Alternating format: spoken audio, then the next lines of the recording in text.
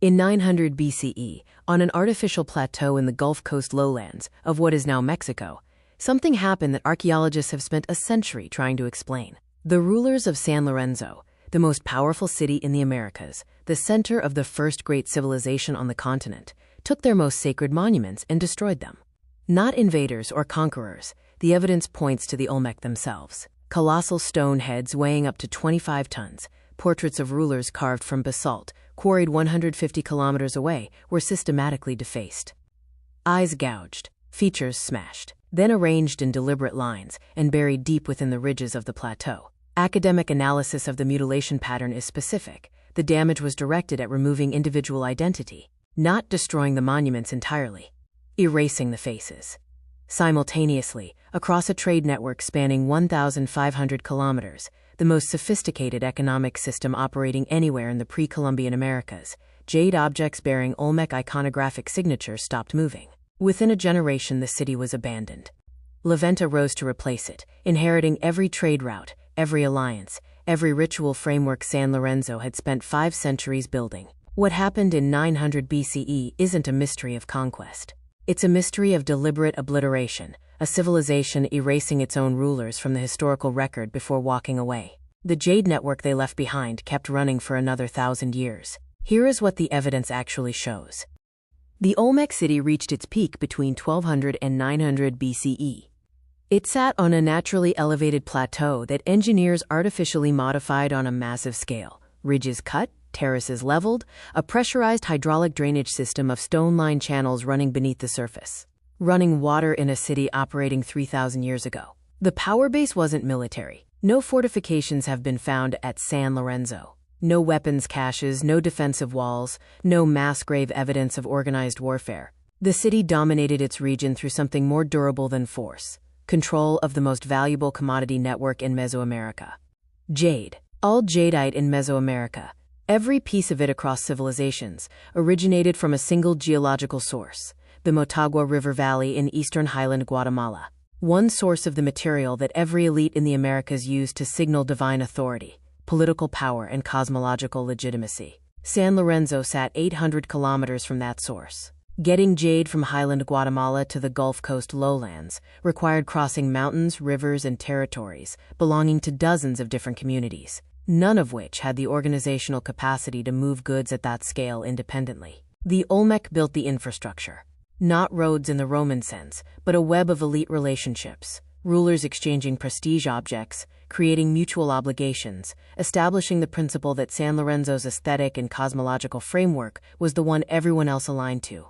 Jade moved outward from San Lorenzo as gifts and tribute markers. Obsidian came in from highland Mexico and Guatemala simultaneously. Cacao, whose very name derives from the Mixozoquian language family most closely associated with the Olmec, entered the regional economy as a luxury good under their network.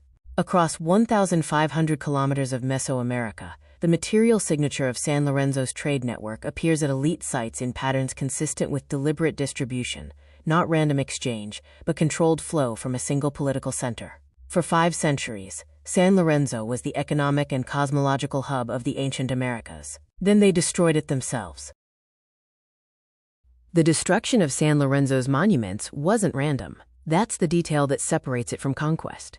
Britannica's summary of the excavation record is precise. The monuments were deliberately smashed and mutilated around 900 BCE, then buried in long lines within the ridges of the plateau. The arrangement wasn't chaotic. It was organized. A UC research paper analyzing the mutilation pattern reached a specific conclusion.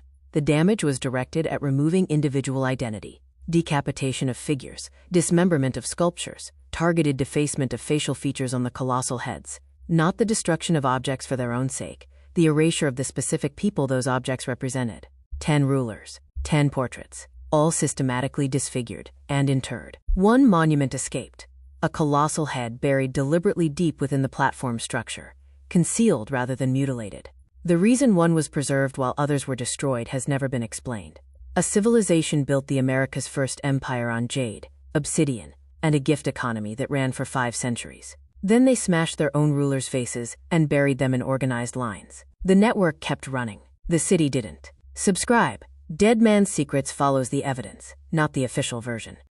3 explanations have been advanced for what happened at San Lorenzo in 900 BCE, none of them fully close. Britannica notes the site, quote, was destroyed, perhaps by invaders. The problem? No evidence of an attacking force has been found. No foreign ceramic styles appear in the destruction layer. No skeletal evidence of a massacre. The most popular current model, subordinate populations or rival factions within the Olmec elite, rose against the ruling class and executed a deliberate damnatio memoriae, the deliberate erasure of rulers from historical memory. The monument mutilation pattern supports this reading. The erasure was targeted at specific individuals, not at the city's religious or economic infrastructure, which continued functioning under new management at La Venta. Researcher Anne Cyphers proposed that volcanic activity in the Tuxtla Mountains, the source of the basalt used for the colossal heads, disrupted trade routes and agricultural systems sufficiently to destabilize San Lorenzo's economic base. The timing aligns with documented volcanic episodes in the region. The problem? Environmental collapse doesn't explain the organized, identity-specific monument destruction. Floods don't selectively erase faces. The most likely answer combines elements of all three: an internal power shift, possibly triggered by environmental stress, disrupting the Jade network's reliability, that produced a deliberate ritual erasure of the previous ruling lineage before the transfer of power to La Venta. What makes this disturbing is the implication.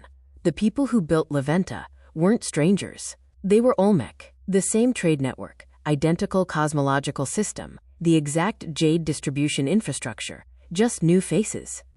Literally, the old ones had been ground off and buried.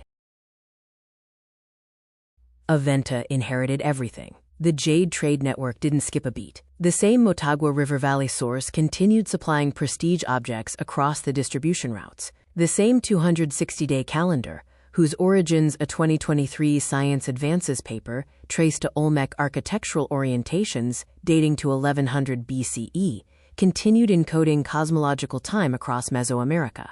The jaguar deity, the feathered serpent iconography, the chimera transformation motifs moved forward through La Venta's artistic program without interruption.